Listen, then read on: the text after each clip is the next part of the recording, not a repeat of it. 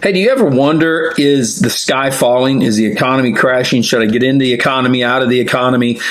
Is this crypto thing really here for the long term? What's inflation going to do? Is this really the end of the world? I'm going to cover that in this short video because this is what everybody is literally talking about right now. When you look at history, and not just long-term history, but short-term history, you can see in the last decade of the 21st century, we have thrived across the globe. That's not just in America, but that's in a lot of different countries. Some of those are developing countries. Some of them are what we call the top tier, the G7 countries that are out there. And we see this. In America alone, we have watched the value of real estate increase $27 trillion. This is in the last decade. When you look at the medium income per household, we've gone from $50,000 to $64,000 a year. Some of that was a mandate because states and the federal government raised the minimum wage. But this is a positive. When you look at the fact that right now, coming out of a pandemic, we have seen that the overall unemployment rate has dropped to 3.6%. It has risen within the teen community, that Gen Z. We're looking at a 7.8% unemployment rate. So that's a little concerning. But when you look at the overall, it's 3.6%. Now, what you see is people saying, well, it's been the great reset. It's been the great unemployment, whatever they say. Here's what you have. You have some niches that definitely are out of the business. One of them that we saw just totally implode on itself is what we call the cupcake industry, where you have all these little stores making all these fancy cupcakes. A lot of them went out of business. Now, will they survive and thrive? You bet they will. These are experts at their craft, and they'll go out there and go to work for someone else, or they will start doing it from home again, and they'll increase. We've seen at least 40% of the what we would call corporate America who have said, look, we don't want to go back to work. We have proven that we can do this from home. We want to keep working from home. Some corporations have said, that's great, let's work something out. Others have said, you're terminated. Then we had the healthcare industry, where we saw people literally because their own moral value, their own reason, whatever it was behind it, they said, look, we're not going to get one of the shots that are out there. We're not going to get a booster, whatever. And they were terminated. And they're finding new work. What we're seeing there is we're seeing an increase on the nurse practitioners and the physician assistants opening up what we might call an urgent care, or a back to a community doctor's office. So we're seeing a big shift in the economy, but we're not seeing yet what we see in inflation, where we're seeing this fall in on itself. Now, take that to heart. Can a recession, could a depression happen? Absolutely. It definitely could. But I want you to look at everything, because the short term always looks negative. Oh my gosh, Troy, we've got inflation at 8.6%. We do. We have inflation at 8.6. We have massive health or fuel costs that are going through the roof. We have a shortage right now of formula, if you're watching this video. But we also see that wages have gone up almost 5% in the last year, 18 months, which means that the inflation rate's really not 8.6%, but about 3.6%. A little bit better. Is it hitting you at home? That's the key right there. Okay, because everybody hears the national numbers. But in your area, those numbers could be drastically higher, or they could be smaller.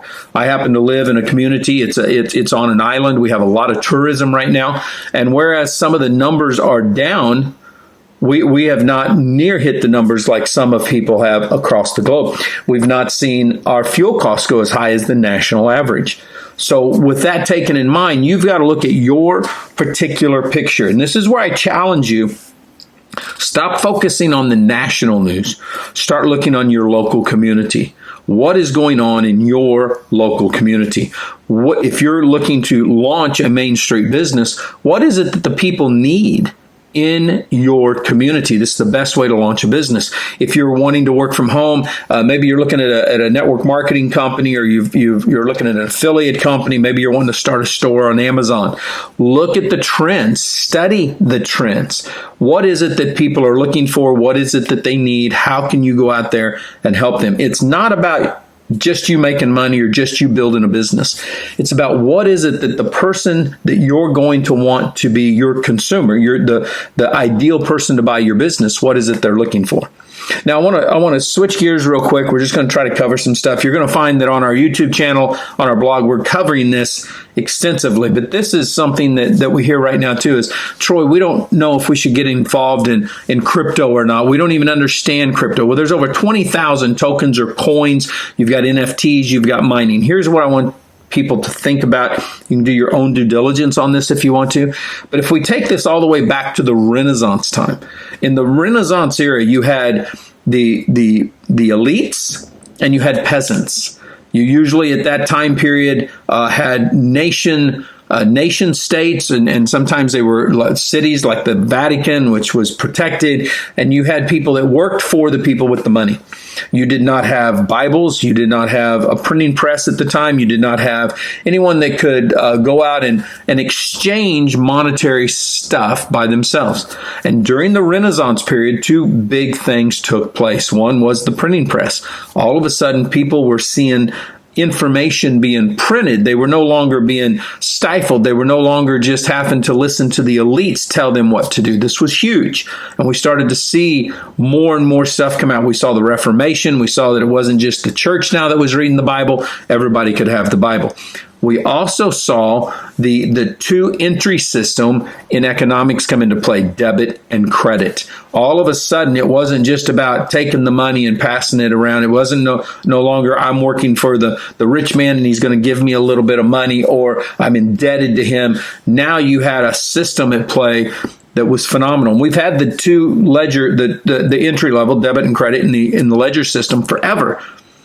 And then if you fast forward to our time period, you go to the 60s, 70s, early 80s, what you actually see is the U.S., as an example, left the monetary gold system. Now, some people say we actually did it in 38, but Nixon flat out took everything off of the gold system and we started to float.